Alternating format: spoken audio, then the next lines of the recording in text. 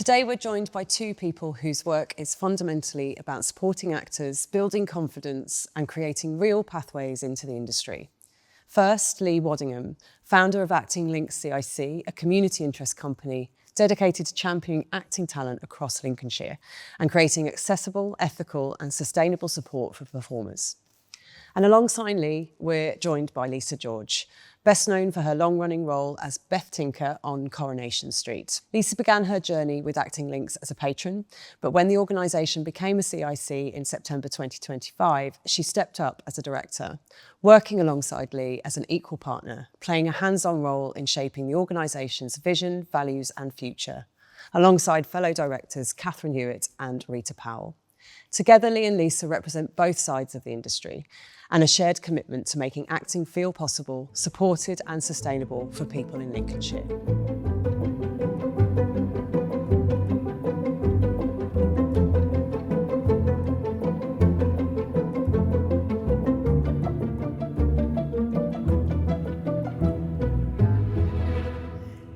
I am delighted to be joined by you, Lisa and Lee. Thank you so much for coming on Location Links Loud. I've got so many things I want to ask you. But to start us off, how would each of you describe what you do in your words and to someone who doesn't know who you are outside the industry? I'm an actress. I've been an actress for 31 years this year. After leaving Royal Welsh College of Music and Drama in 1995. And since then, I have been doing TV, theatre, I've done reality TV, I've done music, I've done singing, I've done an album, I've done podcasts, audiobooks, musical theatre, you name it. So I've just basically covered most of the industry over these 31 years. Like today I had interviews with the radio stations for BBC for like an hour and a half with different radio stations talking about my involvement with the RNIB because I'm visually impaired and it's their 90th celebration of talking books this year and they got asked to do an audio recording of Pride and Prejudice. So I was talking on the radio this morning about doing that. So yeah, I'm then also a board member of Acting Links, which the lovely Lee set up.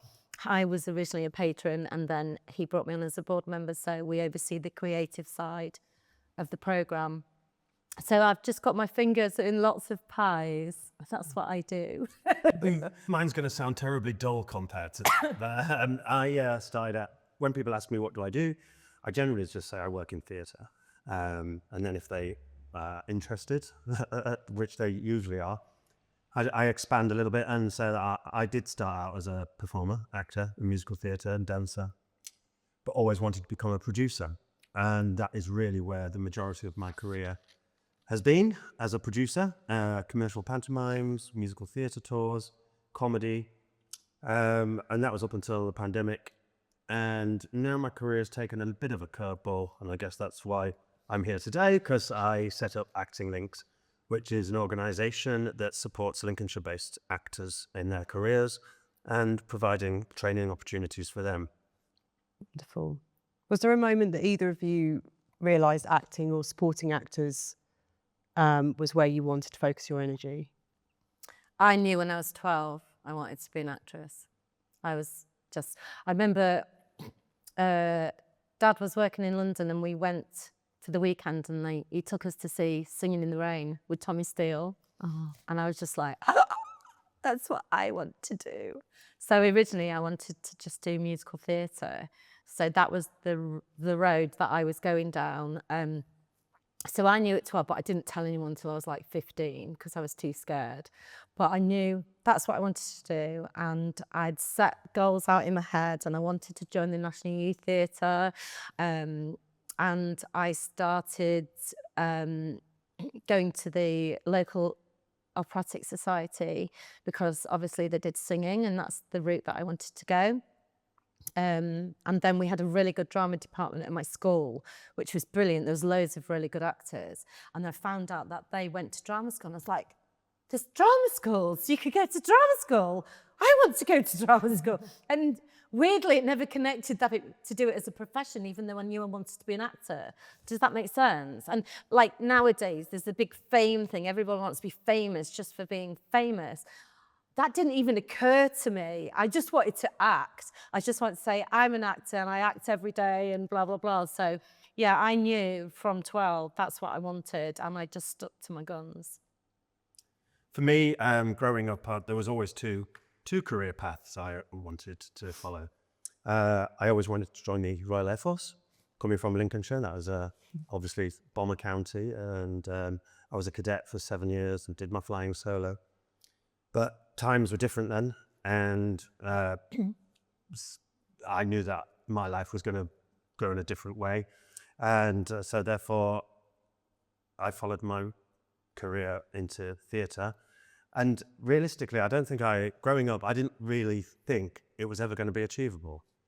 You know, I started researching drama schools, and from my background, drama school wasn't ever going to be achievable. Let's delve into that a little bit more, because that's, I think, really important to me, because I was the same. Like, I'm in Lincolnshire, and you look at London and TV and film, and it was so far away from a little village in Lincolnshire that how did you find the path to be able to have a career in theatre? Well, literature was available. Obviously, back then when the internet did not exist. Mobile phones didn't exist. I'm old. And yes, I was given brochures for Mount View and the main drama schools. And then you're reading the brochures and then you look at the cost. And even back then, the 3-year programme was looking at £30,000. There was no way I was going to be able to ask my parents. I just couldn't ask my parents to do that. It was too big an ask. And in Lincolnshire, when I was growing up, there was no discretionary awards. Times have changed now with funding for going to drama schools, with dance and drama awards, etc. And now that they're all degree programs, there's different funding opportunities available. Back then, Humberside, as we were, Humberside, did not give any discretionary awards. So university was the only option for me. Luckily, I would like to think that hasn't held me back in my career and achieving what I've done by not going to one of the mainstream drama schools. I did work professionally, got my equity card straight away, went into Joseph. But it was daunting as a teenage kid, wanting to further your career in this amazing world of acting, but the door in, there was barriers because of where I came from. And thinking back now, yes, I did think, I haven't got to RADA, I haven't got to Mount View, I haven't got to Royal Welsh, and is that going to hold me back? I advocate now that I don't think it really matters where you train. I know, yes, of course there's going to be some better establishments than others, but it's about making the best of the opportunities once you're there. And the best place for someone to train is the place where they're happy, because you could go to RADA and be incredibly unhappy and it'd be a total waste of 3 years. So, did I go off on one there? No, I like the off on one. I'm going to bring it back to Lisa going to National Youth Theatre, because I was also at National Youth Theatre, but as a stage manager. So I come from it from a behind the scenes perspective and not an acting perspective. And now on the board for development, it's a very different time for young actors, that there is access to training. More so, it's still very Southern centric, but they certainly with the National Youth Theatre, they are very national now. Back in the day, you would have to go to London for your interviews and your auditions if you were going to get into the final. Mine was at Manchester. Did you go down to London to do the course? Yeah. Oh, yeah. I did. So the courses all happened in the 90s down in London. Right, yeah. So, and then the rep would be in London. So now the programme actually happens nationwide, not just bringing everybody down to London. And what's fabulous about that establishment, which was slightly different for me, was again, similar situation, got the letter, you're in, but it's going to cost X. And it was like, oh, I can't go then. But they helped the final anniversary, and it was actually a trust fund in Birmingham, by which point I was spending my teenage years in Birmingham. and it accessed a trust fund that had been left to young women in the arts. And it was that vague that we could actually access that money. So there are trust funds still that you can access, that if you are, but now there's more so. There's lots of things with National Film and Television School, with Screen Skills, with all these different access to the industry that young people can find funding. And I suppose for Lincolnshire, you're now bringing that experience back to actors within the region. And that's true. do you think now people are still, young people and people at any age wanting to get into acting and finding there are still barriers? I think there are. Yeah, Definitely. but I think that there's barriers. I think barriers are not necessarily geographical. I think things have improved here, certainly because of picking up on what you said about more funding opportunities. Organisations have realised about inclusivity and not being elitist, which is a good thing, especially for a rural county like Lincolnshire. I think we're still way behind though. Agreed. Really, like you think, gosh, 31 years I've been in the business now, and still there's no like proper studios like for acting people here, or acting for screen things, apart from, you know, Acting Links obviously. But it's like, gosh, it's took this long. Had it not been for Lee, we still would be in the same position. And it's quite shocking, because I realised when I moved to Manchester, like some of the actors that I work with, there'd been like TV workshops since they were kids. And I was like, God, we didn't have anything like that at all. There was no, like, even when you went to the career advice, there was like television, theatre, no, well, we're talking rubbish. Nothing like that. We know nothing about it. So you've got no help whatsoever. You just had to try and find your way through it, you know? But like the National Youth Theatre, I just saw it in a magazine. And that's how I found out about National Youth Theatre. I thought, I have to do it. And I was working as a blue coat in Hampshire, in Hayling Island. And I auditioned for it because I was like, I so want to do this. And I'd found, going back, one of the guys in the operatics had got a guy who was teaching him, Don Ringe, and he'd got him work and he's gone professionally. So I phoned this guy up and said, I want to do my LAMDA exams with you, because I wanted to see whether I'd be any good at it. Because I thought, well, if I'm not, then I'm not going to go down the route. So I started taking my LAMDA exams, and then he helped me with my audition for National Youth Theatre. So I went to see Ed Wilson at Manchester, and then, yeah, obviously I went and did the course, and it completely changed my life. Yeah, it does. And it always has been, and it's in its 70th year this year. Wow. It's celebrating, and I do think it has changed a lot of lives. It was amazing.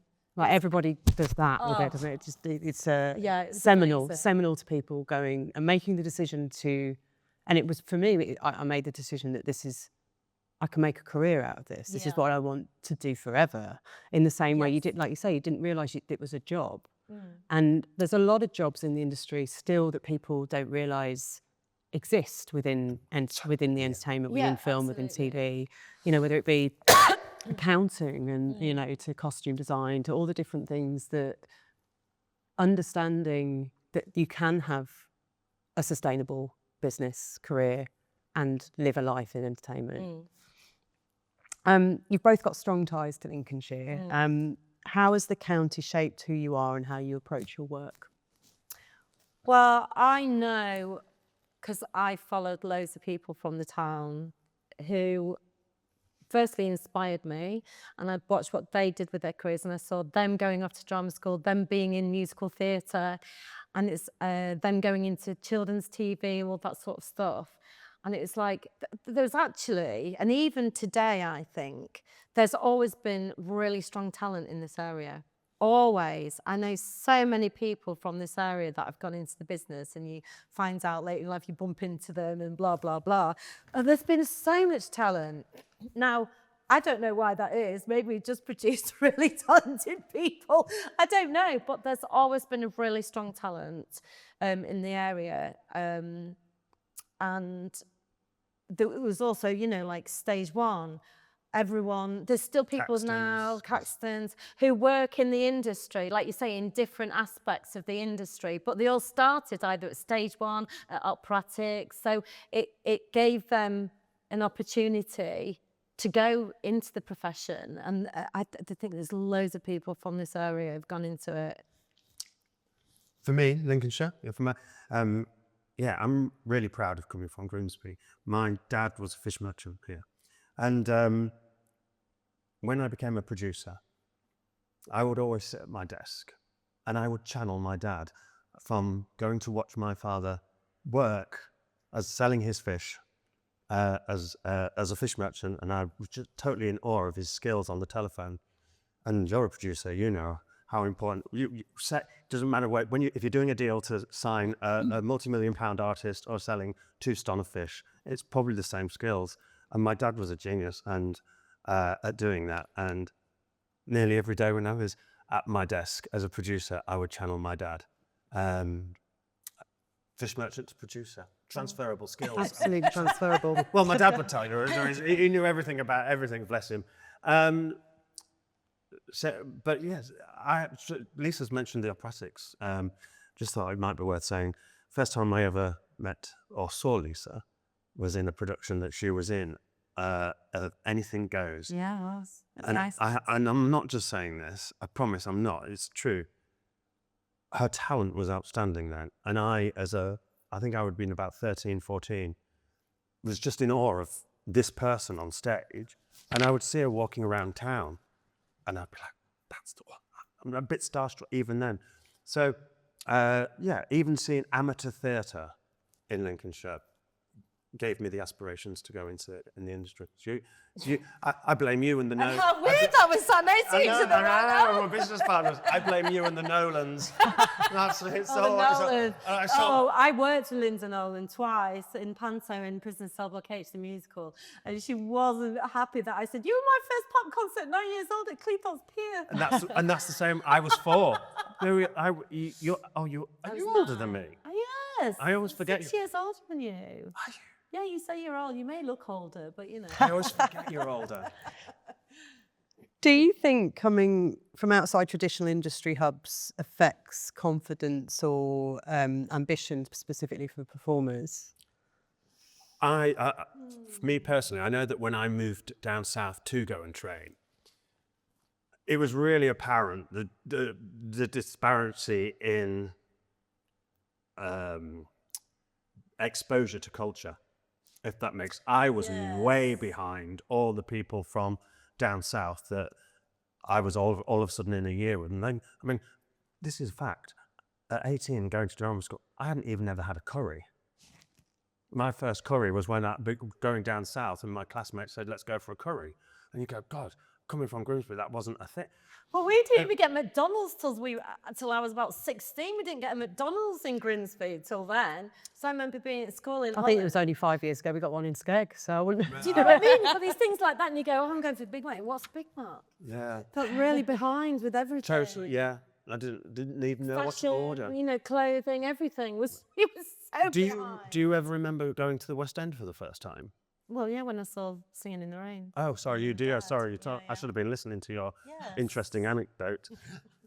Mine was when I was at uni. First show I ever saw, 5 Guys Named Mo, and it just blew my mind going into the West End and the lights and the glittering West End. Mm. Why do you think it's important that people can build creative pathways without feeling they have to leave home immediately? I felt that everything was happening everywhere else. Yes. Did you feel that way? And did you feel like you had to? Everyone had to go away. Yeah. That person went to London to drama school. That person went to London for the BBC or blah, blah, blah. Yeah, definitely. Definitely, without a shadow of doubt. So I knew in my head I was going to London. Mm-hmm. So even though I was at drama school in Cardiff, I was like, the day after I graduated, I got a van and moved to London. Because it was like, we have to, and in fact, most of my other northern friends who were at drama school, we all moved to London. We all lived off the Northern Line within close proximity to each other. So if we needed a bit of support and help. So we all did it. But do you know what? Eventually, we all started moving back up north. Because I knew after probably about 5 years of really struggling in London, it wasn't the right place for me. I needed to be in Manchester. I had to be up north. I miss Sky. You know, it's like being in London, I think any city, I think I need to be somewhere I can sit. I think growing up in the Yeah. Fens, to be Yes. honest, I didn't know what these buildings, you know, Yeah. go into somewhere and I felt a little bit oppressed by it all with Yeah. it. But moving out of London to have Sky has just settled my own conscience. But you it know. wasn't just that, it was also like the commute. Since I remember I worked at the information office at the BBC, and the different, because I couldn't use tubes, so I had to get the bus, 2 or 3 buses to get there for 9 in the morning. And I remember working in that building, and I used to go to half my drama school friends a job there because we was all out of work, you know. But I remember how depressed everyone seemed to be, because it was like a circular building, the BBC TV studios. And I remember thinking, God, everyone looks so depressed here. They're really depressed. It's just like humdrum, just constant, you know. And it was like, no, it's not for me anymore. I don't want to be here. I think that's it's and you go back to the question and sort of like the benefits really is cost and mental health. And so if those networks can be built while staying in here, that negates the cost of living down there, and everyone's got better mental health, we're winning, aren't we? And let's face it, in this industry, it's rife with poor mental health because of the competition, because of the nature of freelancing. If there's a well-being to be had by staying in Lincolnshire, connecting with London, connecting with the hubs, which is part of what the work we do at Acting Links, and by bringing people from those hubs here, hopefully we'll all be a much happier industry, certainly based in Lincolnshire, because let's face it, we all like being at home. Yeah. So I'm going to talk a bit more about Acting Links with you, Lee. Okay. For those who might not know Acting Links, what was the need that you saw, and why did you feel it was important to create it? So I had been a producer in London for 30 years, or my career had been in London for 30 years. After the pandemic, it was time to come home. I'd worked solidly through the pandemic, and it was tough. And I had become disillusioned with the industry and with London, wanted some Sky. And it did coincide with father's ill health. And whilst I was home, I was being approached on an ad hoc basis by professional actors that knew what I'd done in the industry, asking for advice, career support. And it actually became quite a lot. I was thinking, God, I'm getting calls nearly every other day from people based in Lincolnshire. I asked, what do you think about this agent? Blah, blah, blah. I thought this needs to be formalised. Now, one of my offices used to be at the Actors Centre in London. And I thought, well, how about creating something like that here in Lincolnshire? Because the people that could afford to go to class were going outside of the county, going to Leeds, going to Manchester. But there's obviously a lot of other actors that don't have that ability to pay or drive to go to class. And there was nothing in Lincolnshire. So that's when Acting Links came to my thoughts. It was play on words, Lincolnshire, and creating links with the industry. I always said, use it. You know, after 30 years, my little black book wasn't quite so little.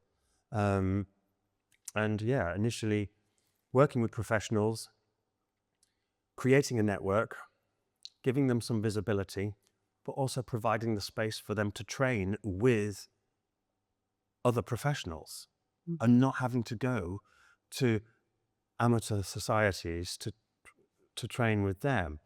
No disrespect to those societies, because they do a great job.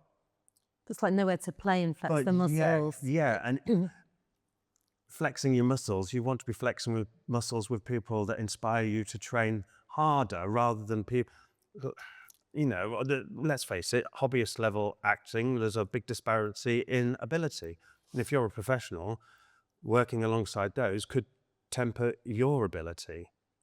So training with each other was a natural thing to do, a natural space to create, and it's taken off. And then beyond that, I realised in the whole of Lincolnshire there were no opportunities for hobbyist level actors. I hate the word amateur on anything I do because there's such a negative connotation to that. I started drama classes for hobbyists to learn about the craft. and how to approach creating a character, how to approach a text, creating a a drama school environment for those that haven't actually been to drama school, and to work alongside those amateur societies to train their actors so that then when they go and do their productions, they're better equipped. And that's really taken off. And we now have groups in Lincoln, Scunthorpe, Grimsby, and soon to be launched next Friday in Louth at the Riverhead Theatre. Fantastic. And what are the biggest barriers for these actors trying to break into the industry from a county like Lincolnshire? I think there's barriers wherever any actor comes from. Let's face it, it's not an easy industry. It really isn't. And it's important to me that I don't overpromise to the people we partner with. All I can do is, or all Acting Link's role is to deliver on the promise of bringing industry and exposing our actors to high caliber practitioners, giving them visibility. Our website has a page devoted to the professional actors that we partner with that has links to their spotlight.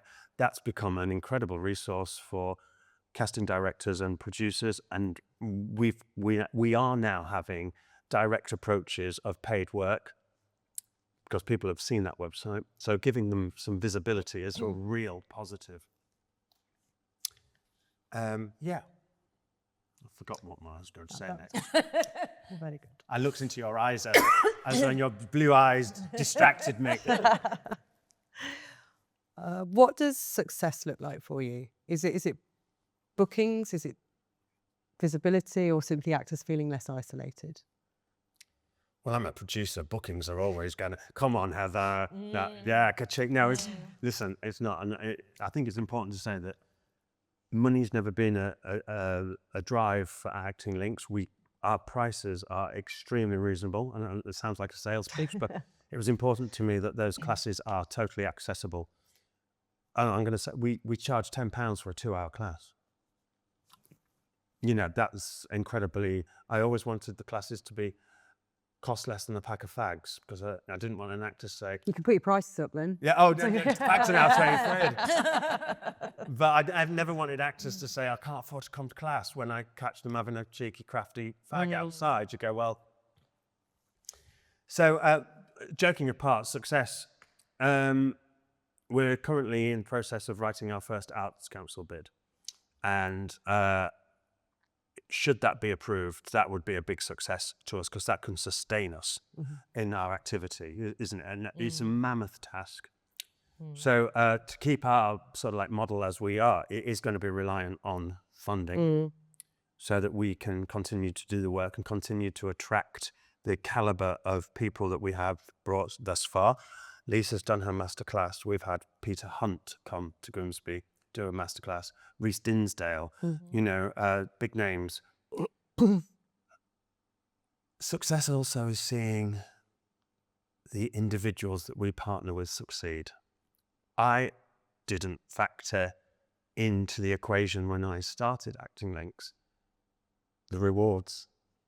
You know, I've been very fortunate to have worked on some very big, high-budget productions, which I'm super proud of. But seeing these individuals flourish is parity to working on those that were my big career ticks. Hope that's okay. And what you've brought to them in their lives, that's a success story in itself. And look, when we did the Silver Sphere Awards, I mean, how everyone came together and was so proud, and it was a success for them because we built this sort of acting community, and they've got new friends and support. That's also like success. It doesn't have to just be monetary. You know, it can be in other ways. I must admit, the actors that we partner with across all groups use the word family, and I did not really envisage that. And maybe that's a byproduct of working in London, you know, where it's just commonplace what we do, that we collaborate, etc. And we're seeing other professionals on a daily basis. These people weren't. And it's given them a family, it's given them a place and a purpose. What excites you most when you see this local talent starting to believe that they belong in the industry? Do you ever feel you belong in this industry? Ever? 30 years, I must admit, even sometimes. Sorry to... I totally agree, actually. I tell you what, when I find that person that feels they belong, I'll be going, what are you doing right? Tell me, tell me. It's changed so much, the industry, over the years as well. It's very different now to how it was when we first entered the industry. I mean, yeah, and I hope that doesn't sound too negative, because I still bloody love. Am I allowed to say bloody? You are. Thank you. Sorry if my mother watches this. I still enjoy it, and getting the reward, seeing people. Yeah, big. Oh gosh, I don't want it to sound like I'm patting myself or us on backs, but we had a hobbyist level actor that actually self-taped for Hamnet. Now, that's incredible. And that came about because of the network we had created. One of the professionals had seen the casting breakdown, and it was a very specific casting breakdown. It was for the midwife, and they wanted an authentic midwife with experience in birthing without anesthesia. Very specific. Super specific. We had a midwife in our Grimsby hobbyist group with those skills, and a retired midwife. And she actually self-taped. So, okay, so she didn't get it. There was obviously several other actors, ex-midwives with experience in childbirth without anesthesia. But those sort of experiences for hobbyists and expert, and it's just gone away going, God, I actually got seen for Hamnet. And I go, and that's fueled her to try and to carry on. And you know that. And without that acting links community, it would never have happened. It would never have happened. She wouldn't even be without. So I'm obviously not going to say names, but that individual person wouldn't have even known what a self-tape is, because it's a professional thing. Does that make it? You know, you go and ask some of the hobbyists what a self-tape is, they wouldn't know. But we have covered that with them, haven't they? Our lot now do know. So Lisa, I'm going to come to you, and we're going to do the Coronation Street chat. Oh, right. The curry chat. You played Beth Tinker for many years. Uh-huh. What has that experience taught you about longevity and resilience in the business? Well, actually, I looked at that question and I thought, do you know what? The actual resilience came prior to Corrie, because so I was 40 when I got my break with Corrie, even though I'd done Corrie like 3 times before with other things. And you know, the nature of the business is so difficult. You're in work, out of work for a long time. So I had to learn, you know, my typing skills came in. I was doing admin jobs, waiting, bar work. And I think that is what makes your resilience, because when something good does happen, you completely appreciate it and value it. And that was one of the things that, to be fair, when I was there, and I think these, like, some young people would get these and they take everything for granted, and they get the big cars and they get the flash registration plates. And my dad was always like, make sure you buy your car, because if this doesn't last, then you're going to still have the payments for the car and blah, blah, blah. And I was like, you're right. You know, they're going off paying like £500 pair of trainers. I was like, how much? You know, put your money away. You should save for like property and things like this. Like, oh, Lisa, you're so boring. I was like, yeah, but I've been on the breadline. I know what it's like. I've been there. It's taken me a long time to get here. So I think the resilience comes in that build up to it. The longevity, to be fair, I mean, it does become a bit like a factory, actually, because you're in out all the day, you know, every single day, rehearsing lines, learning lines every night, or weekend learning lines. It's just, you don't realise how quick the time goes. Like, I was, for 2 EPs, I was offered 6 months with a 6-month option. Then the 6 months is gone like that. And then you're on to your next option. So it was another 6 months. Then you get offered a year's contract. You're like, oh, I've got a year.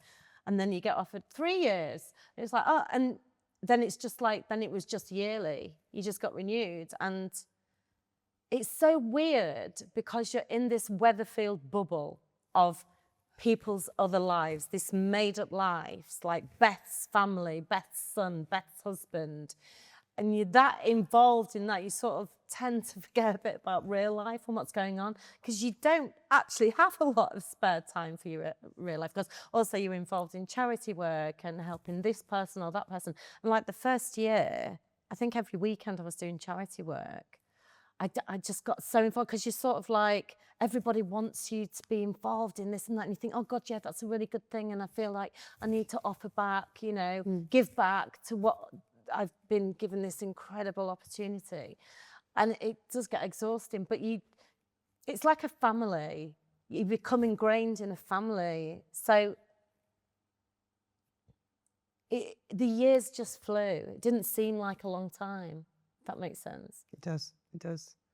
And soap drama works at an incredible pace. So fast. How did you keep performances fresh, like, while, I suppose, honouring the character and the audiences know so well, the character, you know, you're in everyone's home, you know, so much. I knew her basics. Like when I first started, I mean, I was told just slam dunk it and just give everything that you can on the scripts, because the writers didn't know who she was.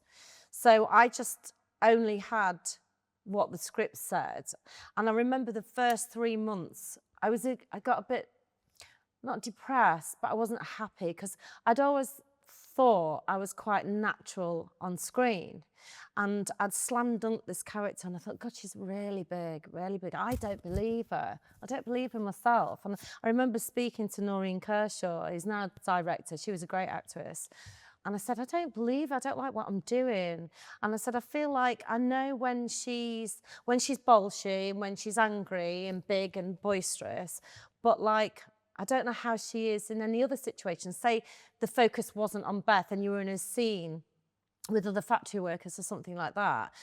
And I'd be really floundering, because I don't know how she should be in this situation, because it was another side of that I didn't know. I hadn't quite worked her out then. And so she basically said, just go home, go back to thinking like her everyday things in life, and just think about being natural with her and bringing other things to the character. Because I said, I don't want it to be one-sided.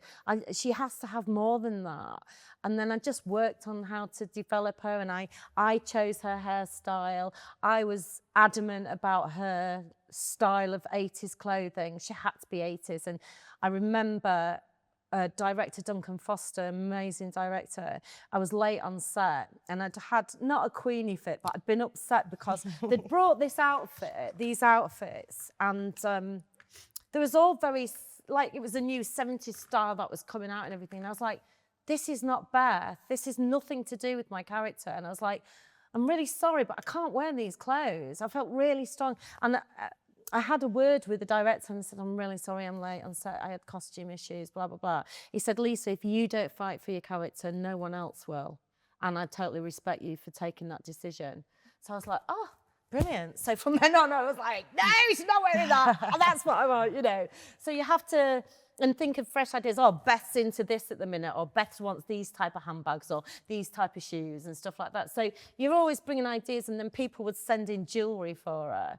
So you're always reinventing her in some ways, yeah. So I suppose it all kind of leads into the next question, that she was outspoken, flawed, very human. How did you continue finding new layers with her in such a long-running role? You're talking about her outward persona, but you must have... And also, how do you separate her at the end of the day from you? Well, that's a tricky one, because I did start to think it's sort of moulding a little bit together.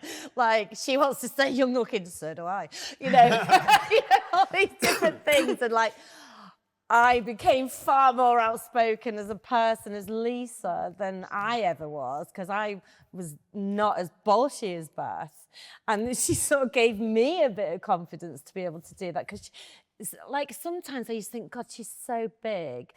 And I used to dread having to bring all that energy to get into her, because you just like, she's exhausting, but it's like putting on a pair of slippers. You just slip into it. I don't know how to explain it. You just do. But I did think there was a bit of crossover at some point, yeah. So when did you finish? 2024. So 2024 finished, and you put her away. How was that, not having to think as her every day? I realised how much anxiety it gave me by stepping away from it, because I work really hard on my scripts, and I'm one of those people, rehearse until I know everything backwards. Can I just chip in and say, just this is me like this to you, your work ethic is incredible. Working alongside Lucia on Acting Links, see it not just in the creative side of things, but also on the admin side of things when we're looking at the business side of Acting Links. It's incredible. I just have to chip in and say, and you know, I think it's easy to broad brush soap actors with maybe a negative connotation, if I may. True. But since Lisa, I've been working with Lisa, and Lisa's explained what her day-to-day regime was. It blew my mind. Relentless. Absolutely one of my blew questions my mind. is what would surprise people about the reality of working on a show like that? There's the hours and the learning off screen. Yeah. Like, you know, I'll be up at 5, I'll leave my house at 6, I'll be in the studios for 7 in makeup, got an hour in makeup till 8, be in costume for 8:15, 2 minutes to grab a piece of toast on set for 8:30, and then you've got an hour per scene, and you could do 10 to 13 scenes a day. If you're in storyline, like I was saying, when I was in the Sinead storyline with the cancer, I had 5 books of 5 scripts. So I was working, I think it was either 25 scripts or 40 scripts concurrently. Wow. Because there's 3 to 5 directors on a block. So you could be. Explain what a block is. Oh, sorry. So not knowing. It's really confusing. We forget that there's a few things I think we've talked about. We're like, sorry. So a block. So each director has a block of 6 episodes, which denotes like the one day a week in the week, but they film it over 4 weeks. So you can be in either 1, 2 scenes or like all the scenes, and it's spread over the 4 weeks. But concurrently, there are 2, 3, 4, 5 other directors doing the same thing. So the next director could be filming a episode, 5 episodes, 6 episodes prior to your block, and then another director be filming like 2 weeks ahead of your block. That when it comes out, it's a witchcraft, is what. It's a head mess. Sorcery. It's a head mess. So I like feature film, 90 minutes, linear, 1 done. It's a mess. So you're working on script. So say, for example, I could be on 1 block in the morning, and then I go to a second block after that scene, still in the morning, but it's 6 episodes behind or 6 episodes in front. So you need to know where you are in the story. Then you go back to that director, and then the 3rd, 4th block of the day, you're 25 eps ahead. So this goes back to a lot of people don't know all the jobs in TV and film. And this makes me go, gosh, you've got to have good continuity people. Oh, absolutely. Also known as script supervisors. Yeah. So they will sit and really help everybody understand where they are. Yes. Now, we did come across that sometimes. You say, hang on a minute, in the last script, we said blah, blah, blah, blah, blah. And in this script, it says blah, blah, blah, blah, blah. And they don't match, and they need to match. And so sometimes you did get that where you had to bring it up and say, look, there's this. But it's the hours. So you're there 7 till 7. You get home 8 o'clock, have your tea, sit and look at your lines. And is it 5 days a week? It depends. It depends how many blocks you're on or how many directors you're working with. Yeah, it just depends how many scenes you're in. Yeah, but it's a lot. I did it as an example in class once, didn't I? Yeah. And showed color coded every director that I was with, so I knew what scenes were where, and I'd pick up that orange book for the morning, then I'm on blue book, then I'm on green book, then I'm on, do you know what I mean? So everyone could actually see the reality.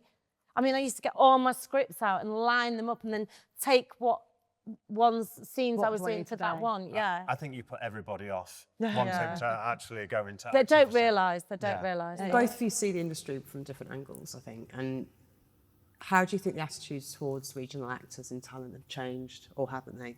Let's talk about it. Yes, there has been a swing to a more positive swing to regional actors.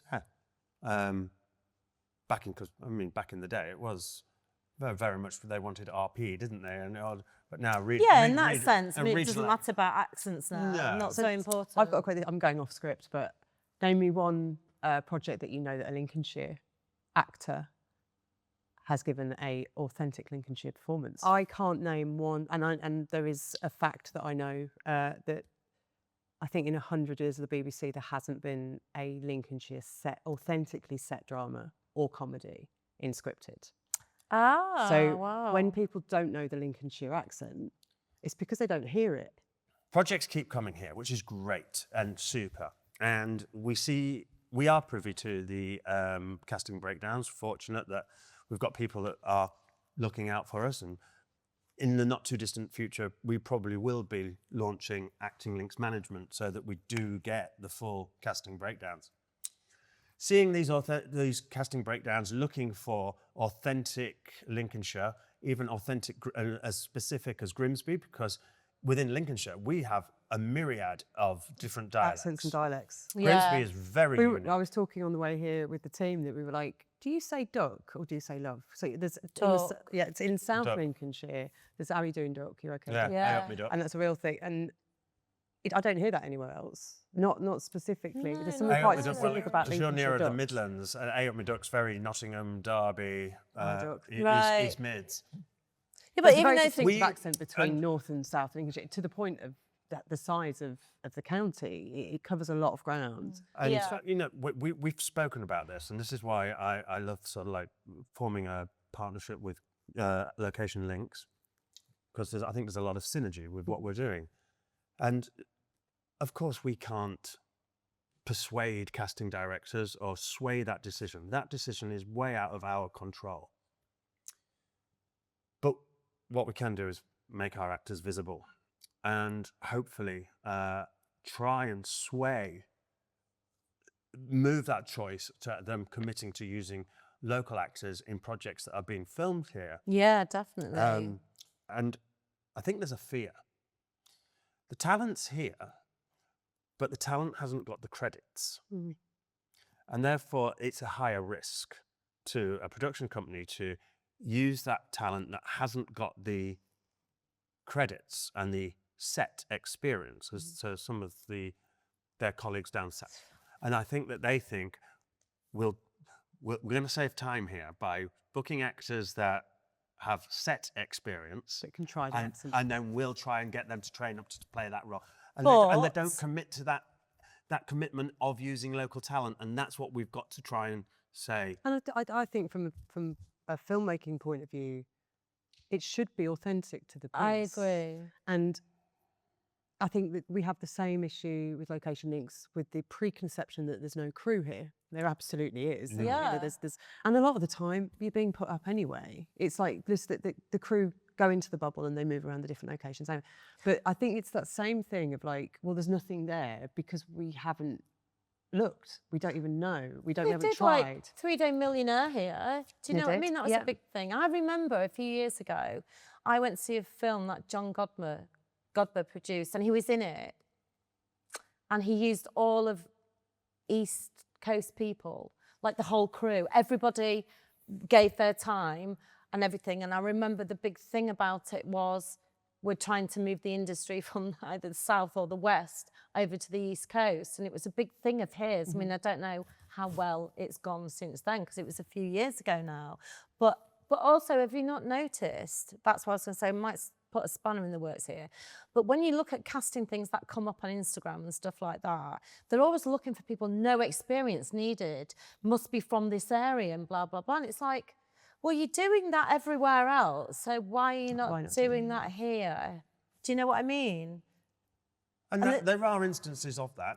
Well, Obviously, I mean, know- Thomas Turkey, who's done the pod, who's done this pod. Yeah.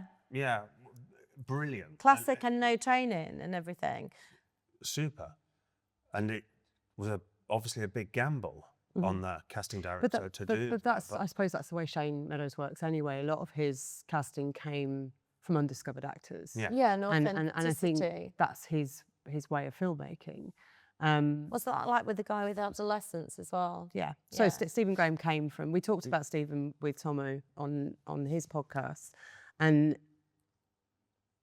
Shane is an incredible advocate for the East Coast. His latest film shot in Grimsby and Cleethorpes as well last year. So I think where producers coming from outside of the county are looking here, I think they just need to be open. Certainly in just the day players. You know, Yeah. if you know, I'm also, shall we say, I've been naughty. I've cast from outside the county, but I have every intention that the casting with the day players and with the supporting artists should all be local. But also, I want the actors that are coming in from outside to 100% sound authentic, and they need to do the work to be right. But things don't get made without star power. So course, yeah. you know, Of course, you've got got to to get have a things. name. You've got to get things into production. Yeah. So you've got to get the balance right. But then hopefully over the years, in all the things that we're all trying to do, we'll have a thriving regular industry that Yes, it's not I even hope thought so. about. That we know that the talent is here. We know we can crew, and the producers are looking here. Yeah, And yeah. it doesn't feel like a risk, and it does feel like a safe place to come to production, save some money, because it is economically cheaper to shoot here. Absolutely. And the crew is of a calibre you would get anywhere else in the country. I would love for there to be a breakout drama or film that puts this county on the global platform and the global stage, and gives it the we've talked about set jetting with other people, but gives it that kind of, I want to go and see Lincolnshire as well. So bring more people spending money into the county. Yes, absolutely. That creative economy driving tourism and seeing a much more positive attitude towards the county itself. I think a lot of people aren't proud of being from Lincolnshire. They don't talk about it. I am I've- proud. I've- very I'm proud. always But proud. there's people that I've discovered are from Lincolnshire that have never even mentioned it. Yeah. And you're like, come on, be proud, shout about it. And more people are getting on board. I got somebody sent me an invoice, and it was Yellow Belly Productions. And I'm like, Yellow Belly, the Lincolnshire hang on a minute. Yellow I'm Belly. like, I didn't know you were from Lincolnshire. He's like, yeah. And I'm like, well then, come on, join Yeah, the, Yeah. yeah. join the, Join the crusade. join the Yeah, crusade. Join absolutely. the crusade. Is there still a confidence gap for performers who don't come from traditional drama school routes? I think going through the traditional drama training route can almost add a fear. And those that haven't gone through that are a little bit more cocky. Yeah. I don't necessarily mean that in a negative way, but a little bit more gung-ho. Well, it's like a child. If you've not fallen down, Yeah, you don't know it's going to hurt. Absolutely. And Yeah. when you're in a drama training setting with that competition, even the competition within that setting, you know, in my year, there was, I think, 55 students. How many got an agent on Showcase? That's another thing. That That's, yeah. I'll be, right, this is Well, ours fun was fact. very good. Cardiff was very good for that. Well, fun fact, that we didn't have a showcase, but okay, there was two of us. two Two in of us 55. that went straight into work. I finished my course and then went straight into Joseph the following weekend. Wow. Yeah, I was so lucky. I was just lucky. Right place, right time. Way before I had contacts. I was meeting the person that was actually playing the narrator in that forthcoming production, and someone had dropped out. One of the brothers had dropped out, and when I went to meet that person for lunch, the narrator, she said, "Don't panic, but you're coming to audition now for Joseph." God. And I went, and I didn't have anything with me. I think they But just- that's how it can yeah, happen. they needed someone quick. I was there on the spot, and that's how I got it. Wow. But also, Two out of 50. Going back to how many, it was 2 out of 50 that went into work. But also, I have to say, when I left drama school, it's not us who have that fear. It's like the casting people. You wouldn't get cast if you hadn't been to drama school 30 odd years ago. Yeah, that's true. You had to show that you had been to a reputable It was the drama equity school. card. It was The equity everything, card, the drama school training. Because I know people in the industry haven't been to drama school and they do feel a little like they've missed out a bit, or some people. So nowadays, you don't have to go to drama school. There's lots of different academies and stuff like that where you can learn, you know, in Manchester and wherever. Whereas, and people are not so bothered now for casting. But years ago, if you haven't been to drama school, you didn't really get a look in anyway. So that's why I was like, I've got to go to drama school. It's the only way through, unless you go to uni and then do a year's drama school course. Yeah, and do Yeah. I think there's a lot more content, I hate that word, but there's a lot more films and TV that actually do open casting and go into absolutely. schools and go, You would you never have much even more. see it. No. But again, we didn't have the social media then. So No. that's what I'm saying, the whole industry. I'll be honest with you, I hadn't done self-tapes until I left Corrie. How important are organisations like Acting Links and visible stories like Lisa's in shifting perceptions? This lady's an inspiration. Oh God, I sound like such a fan, don't I? God, I know. You say awful things to me off screen. No, hang on. Before I walked onto this set, you just said to me, I look awful. I did not say that. You misinterpreted She did. it. She said no, that. he totally misinterpreted it. No, that's so untrue. That's your... right, anyway. Yeah, how important. We talked about some of the barriers to Lincolnshire-based actors, and a lot of that we've talked about is exposure to people in the industry, high-profile people in the industry. When I was down south, it was commonplace that one day I would be with so-and-so, next day it's so-and-so.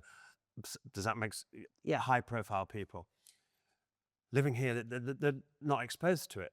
So if they do get an in-person meeting with a high-caliber exec, there's extra nerves, isn't there? Because you're not actually exposed to people of that caliber. Even by Lisa coming in to classes, whether it be the hobbyists or the pros, I see the energy change in that room straight away. I never said it was in a good way. The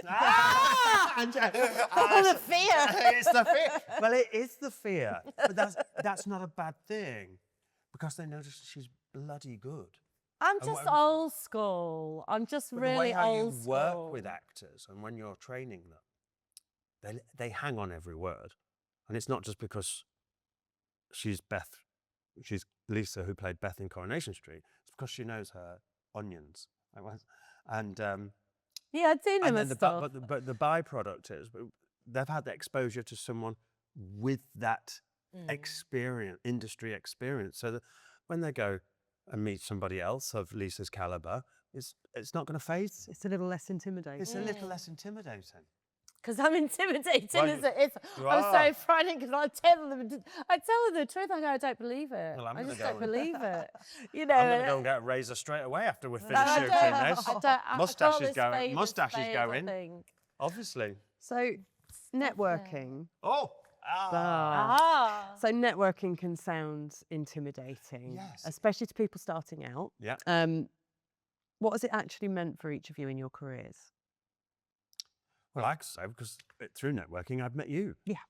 And you say it's intimidating for people starting out in their careers. 30 years down the line, it's still intimidating for me. People don't believe me if they say, look, real Lee is quite shy. I have a work mode, and certainly when I was much younger and working my way up in the industry, I would go to work and I would wear my armour. I would do the jacket. I would do the shirt. I wouldn't do the tie. But that became, it's an old phrase, but I did probably use to power dress because I was a young person in a position of authority. Authority, yeah. I was a producer. I was a partner in the production company in the first production company. So the importance of networking is that we've already established I went to a university to do my drama training. Yes, the training was good, but it was the networking opportunities whilst I was down there that really led to unlocking my career paths. Whilst I was at drama training, I started working at my local theatre. Gordon Craig Theatre, Stevenage. Love it. wow. Yeah, loved it. And was very fortunate. And I'll always give credit to this person, but the theatre manager there, Yvonne Janssen, took me under her wing. And yeah, it was her, thanks to her, that really, that's how I got Joseph. It was her that made the call and looked out for me. And things then sort of like sprangboard from that. For actors or creatives in Lincolnshire, what does good networking look like, especially if you're not in London every day? Oh, what does good networking? Gosh. Yeah, and it's hard, isn't it? Because that's a good question. That's made me think about our model, about bringing, when we do bring high-profile people here and put them in front of 30 professional actors, 30 professional actors can't just go, can they? I do give guidance. It was interesting, Peter Hunt's masterclass with our professional actors. He actually gave some really, really good advice to them about how to manage it post meeting him. Oh, that's interesting. What does that mean? Well, don't just all in one go tomorrow write to me and go, I met you yesterday. Does that make sense? Right. Yeah. Have something to tell me. Have something to say. Well, I did exactly that with them. I did. I mean, I did a theatre workshop with Audrey Sheffield, I think she's called, and not done one since drama school. But I was like, I just want to do some acting, do something. And this was me being brave, putting myself out there. And so I applied, I don't know what it's called. It's something in Manchester, you know, like they've got Running It Shouting in London. It's something like Rolling Academy or something in Manchester. And I thought, God, that's not bad, 40 quid for a workshop. And I looked at who the theatre, she'd been doing work at the National Theatre and stuff like that. And I thought, oh yeah, I'm going to go on that. So I did, got on brilliant with her. There was like about 8 or 10 of us on the course. I was petrified, obviously, because I was putting myself out there being really vulnerable. But I was like, I need to do this for me. And she gave me a really difficult piece that I'd been on at the National, which instantly, the woman who played the part, I knew her husband from drama school. Anyway, that's just another story. And because I thought, gosh, this is really easy what she's given me. There's not much to it. And then when I really got into it, I thought, oh my God, there's so much subtext in this. It's unbelievable. So anyway, I worked on it, we did it, and she was like, yeah, lean into this a bit more, blah, blah, blah. And then afterwards got like really, really lovely feedback. And she said to me, oh, I'm going to send you the recording of it. There's an audible version because I'm visually impaired. It's tiring to read plays. So if I can hear it, it's better. And she said, I'll send the recording. And the recording was exactly how I'd done it in my head and in the workshops. And I was like, oh yeah. And she said, you know, I was really pleased with what you did with the work and stuff like that. And it sort of gave me like another thing, because being out of work for a while, you go, I don't know if I can do this anymore. So I did put myself in that position and come away thinking, I'm glad I did that. I am glad I did that. And so I now know that director. Do you know what I mean? It's putting the fear of something. If you don't have a go and you don't try it, you'll never know. You'll never know. And that's Just the say same yes. with going into acting and the business, the industry, isn't it, for everybody? Can I still expand? It's all right, and expand further on networking there.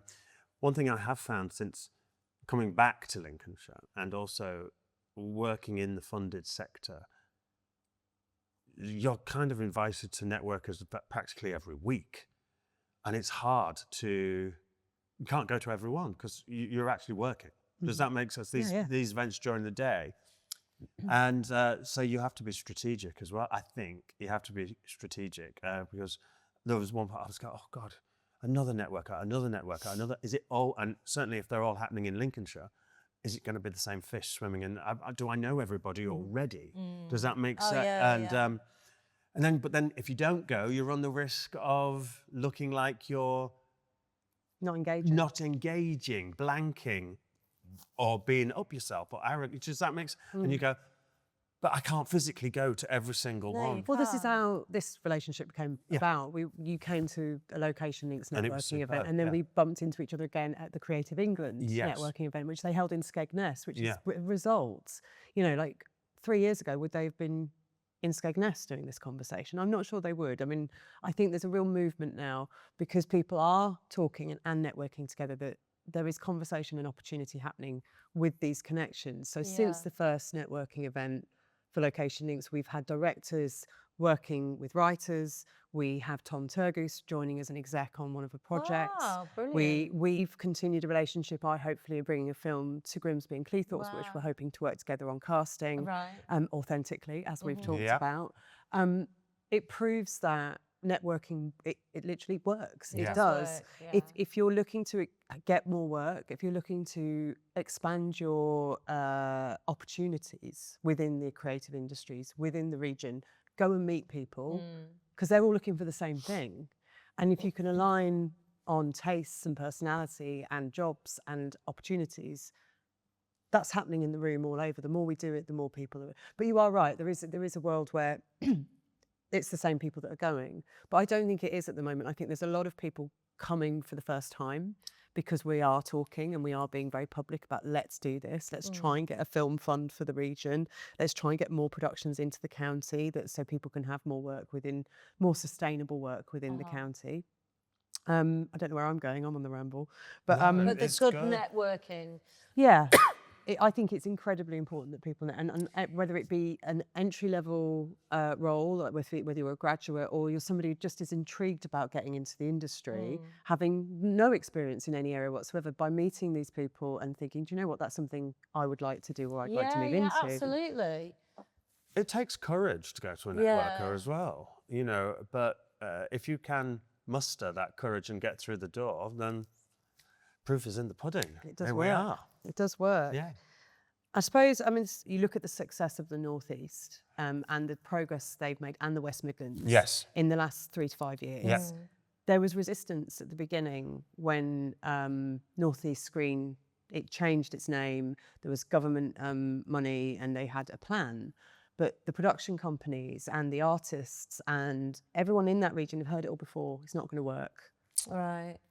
Why is this particular time that you're saying it's going to be that we're going to see more work coming in? And actually, if you look at Alison and the team up at North East Screen have immeasurably changed the picture of the North East and the production in the North East. There is a BBC investment in the area, and that is now followed with the West Midlands. So I'm now like this.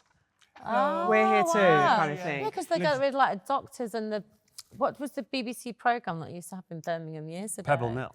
Was it Pebble Mill? And they got rid of all that, didn't they? no. Yeah. Well, the big major for the West Midlands was Peaky Blinders, and I think so there's been a big move. There's been the Digbeth Studios have been built, and the same with the North East. You know, looking for.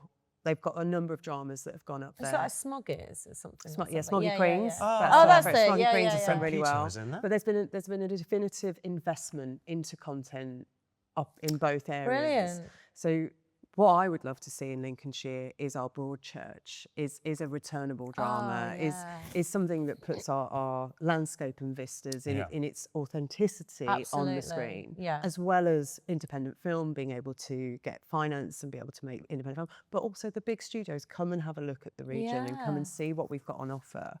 And it has worked for everywhere else. So we really should be, and you know, Lincolnshire County Council really are looking at it internally to be able to support the creative arts and to be able to support film and TV. They see the economic value of set jetting and the visitor economy. So hopefully we will see a measured change in spend within the county. And have you spoken to the council? The council are aligned with the ambition.